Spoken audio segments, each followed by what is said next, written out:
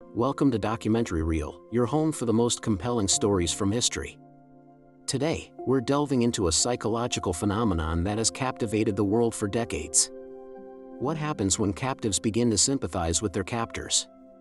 It's a question that found its name in a bank vault in Sweden. This is the origin story of the Stockholm Syndrome.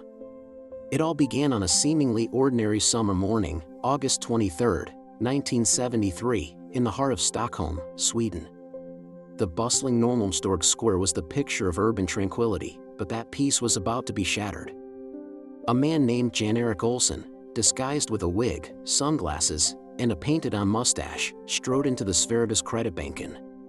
He pulled out a submachine gun, fired a burst into the ceiling, and announced in English, "The party has just begun." The bank employees and a few customers were thrown into a state of panic. Olsson was a convicted felon who had escaped from prison while on furlough, and he had a very specific, and very dangerous, plan. He immediately took 4 bank employees hostage, 3 women named Birgitta Lundblad, Elizabeth Oldgren, and Kristen and Mark, and 1 man, Sven Safström. His demands were clear and audacious. He wanted nearly 3 million Swedish kronor, a getaway car, and, most bizarrely, he demanded that his former cellmate and notorious bank robber, Clark Olofsson, be brought to the bank from his prison cell. The Swedish police were faced with an unprecedented crisis.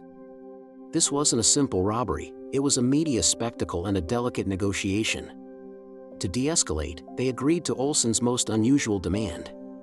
Clark Olofsson, a charismatic and well-known criminal, was brought from prison and sent into the bank to join his old friend and the terrified hostages.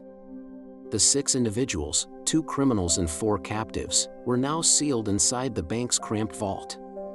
The police surrounded the building, and the world watched, holding its breath. The Norrmalmstorg robbery had escalated into a 6-day hostage crisis, a tense standoff that would unfold live on television. Inside the vault, a strange and unexpected dynamic began to develop. The initial terror of the hostages started to morph into something else entirely. Jan-Erik Olsson, despite his violent entrance, began to show glimmers of humanity.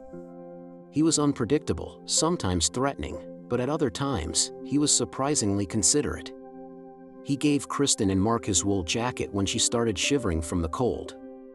He comforted another hostage who was having a bad dream. When one of the women couldn't get through to her family on the phone, Olsson calmly coached her, telling her to try again and not give up.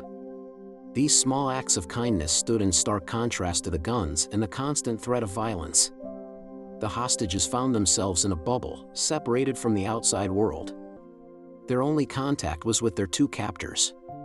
They shared the same confined space, the same stale air, and the same uncertain fate. A bizarre sort of camaraderie started to form. They began to see Olsson and Olofsson not just as criminals, but as complex human beings. They talked, they shared stories, and they even played checkers. The captors and captives began to see their situation as us inside the vault against them, the police and the authorities, outside. The real threat, in the minds of the hostages, started to shift. It was no longer the men with the guns, but the police who might storm the vault and get them all hurt in the crossfire.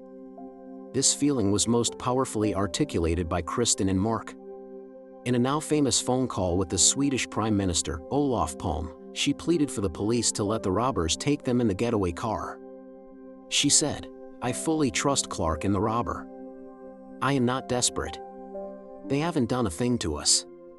On the contrary, they have been very nice." She went on to express her deep disappointment with the police and her fear of them, not her captors. "I am very disappointed with the police," she stated. "You know what I am afraid of? That the police will attack and cause us to die." This phone call stunned the nation. How could a hostage be defending her own abductors? The police and a team of psychiatrists listening in were baffled by this development. They couldn't understand why the hostages seemed to be siding with the very people who were threatening their lives. The captives perceived the police's attempts to resolve the situation, like drilling holes into the vault, as direct threats to their safety. When the police pumped tear gas into the vault on the 6th day to end the standoff, the hostages reacted with panic, but not for the reason you'd expect. They were afraid for their captors. As the police entered, the hostages reportedly formed a human shield around Olsen and Olafsson, trying to protect them. Once they were finally freed, their strange loyalty continued. After being rescued, the hostages refused to testify against their former captors in court. In fact, some of them even visited the criminals in prison.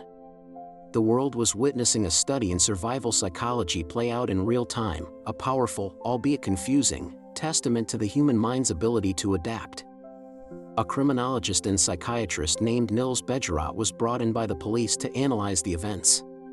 It was he who coined the term Norrmalmstorg syndrome, or the Norrmalmstorg syndrome, to describe the hostages' paradoxical emotional bonding with their captors. The term was soon translated and shortened to the one we all know today, Stockholm syndrome. This phenomenon describes a coping mechanism in response to a traumatic or life-threatening situation. It's an unconscious emotional response where a victim, in an effort to survive, begins to empathize and identify with their captor. They may see their captor's small acts of kindness as genuine care, while viewing any outside intervention as a threat. The Norrmalmstorg robbery ended without any fatalities, a peaceful conclusion to a 6-day ordeal. But its legacy was a profound psychological concept that changed our understanding of trauma, survival, and the strange, powerful bonds that can form under the most extreme circumstances. Thank you for joining us on Documentary Reel. If you found this story as fascinating as we did, be sure to like, subscribe, and hit the notification bell so you don't miss our next exploration into the corners of history. We'll see you next time.